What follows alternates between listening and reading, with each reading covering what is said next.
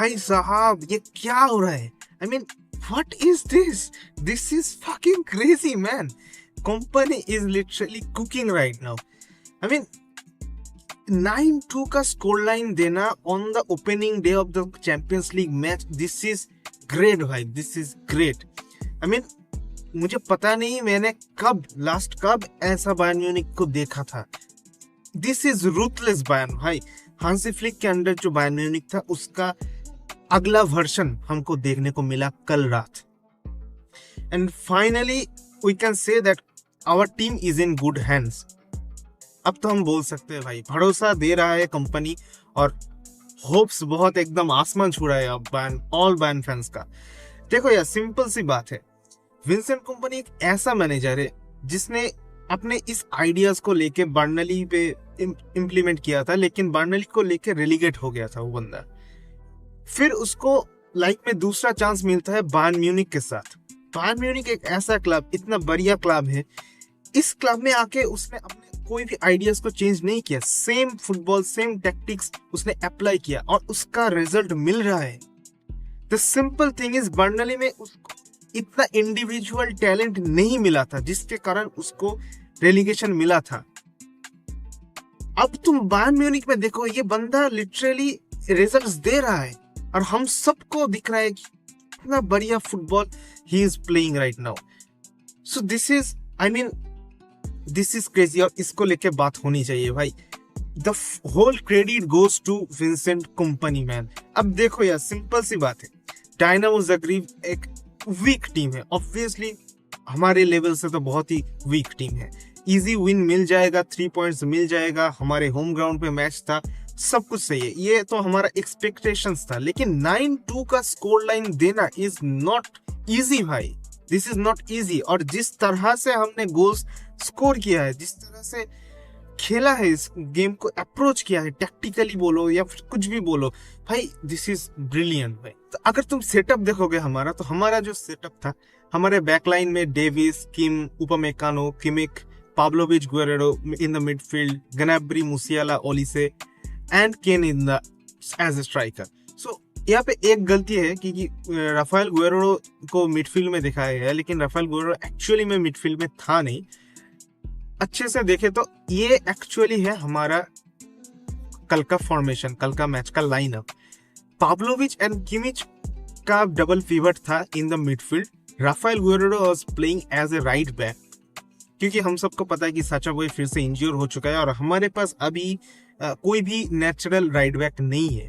So obviously Rafale Guerrero को खेलना पड़ रहा है as a right back.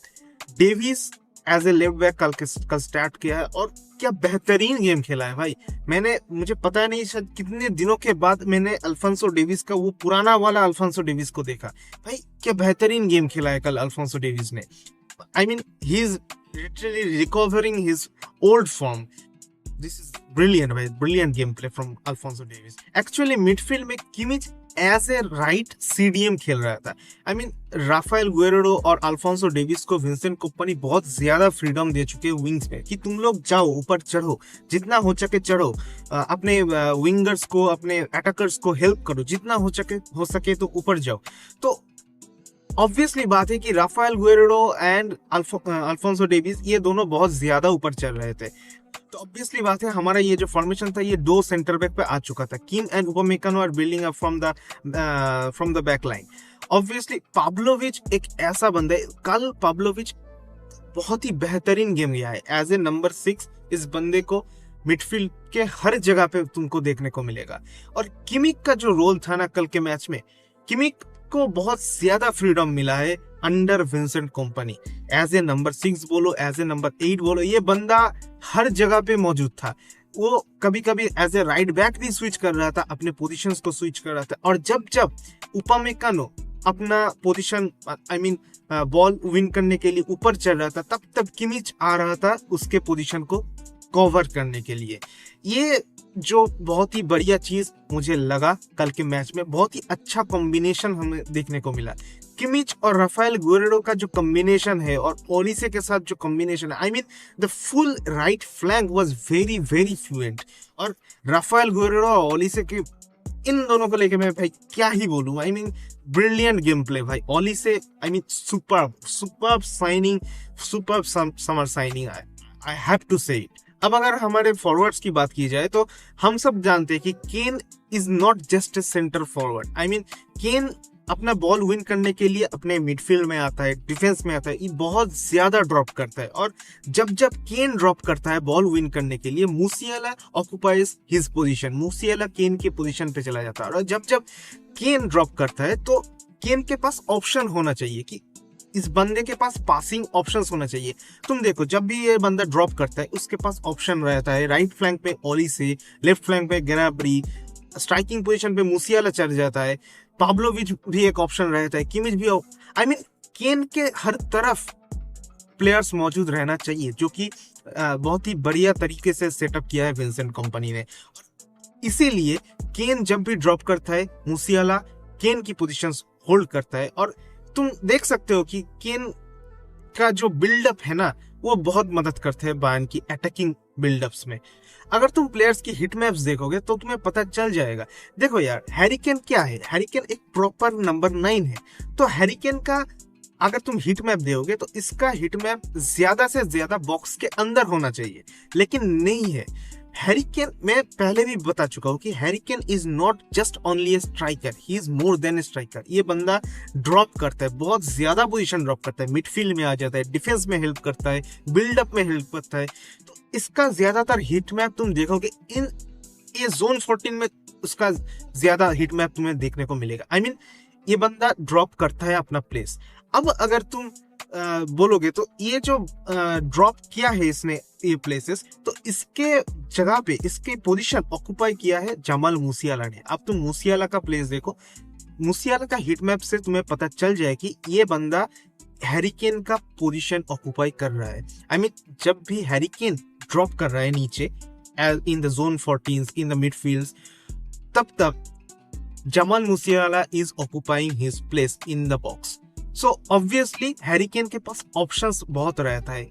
In the flanks Olise and Gnabry is there, in the striking position Musiala is there. So ये बहुत ही प्यारा सेटअप हमें देखने को मिला कल। अब अगर जोशुआ किमिक की बात किया जाए तो जोशुआ किमिक के बारे में क्या ही बताऊं।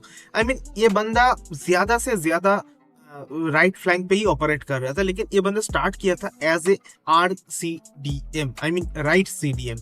लेकिन इस बंदे को तुम देख सकते हो कि ज्यादा ऑपरेशन इसका है राइट फ्लैंक पे।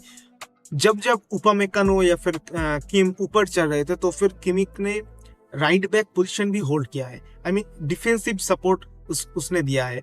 उसने एज ए नंबर 8 के रोल में भी कल हमने देखा है, उसने अटैक और बिल्डअप में भी बहुत ही हेल्प किया है। अब तुम अगर राफेल गुएरो का पोजीशन देखोगे ना भाई, Raphael Guerreiro was playing as a right back. I mean right back की तरफ से स्टार्ट किया था, लेकिन इस बंदे को इतना फ्रीडम दिया है ना विंसेंट कंपनी ने कि बंदा चढ़, ऊपर चढ़, जितना चढ़ना है तो चढ़, किमिक है तेरे पोजीशंस को ऑक्युपाई कर लेगा।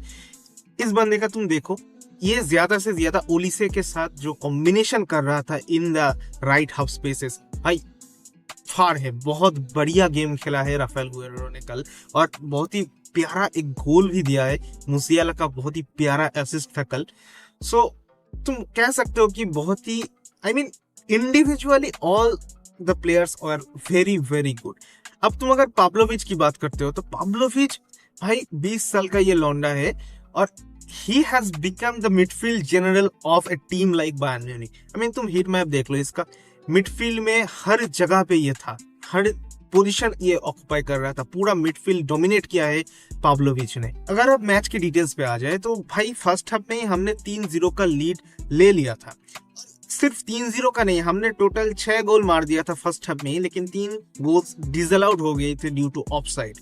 और भाई 3-0 का लीड मिल चुका था। मुझे तो लगा था भाई अब शायद कुछ डिफेंसिव मूव्स देखने को मिलेगा कंपनी की तरफ से, कुछ शायद थोड़ा डिफेंसिव अप्रोच होगा, शायद फेलिना को देखने को मिलेगा, शायद और एक एक्स्ट्रा सेंटर बैक एक प्लेयर आएगा।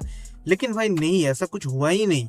आई मीन 3 ही गोल तो हुआ है, कंपनी भी लाइक 3 ही गोल हुआ है भाई, और मारो, हमको चाहिए गोल डिफरेंस।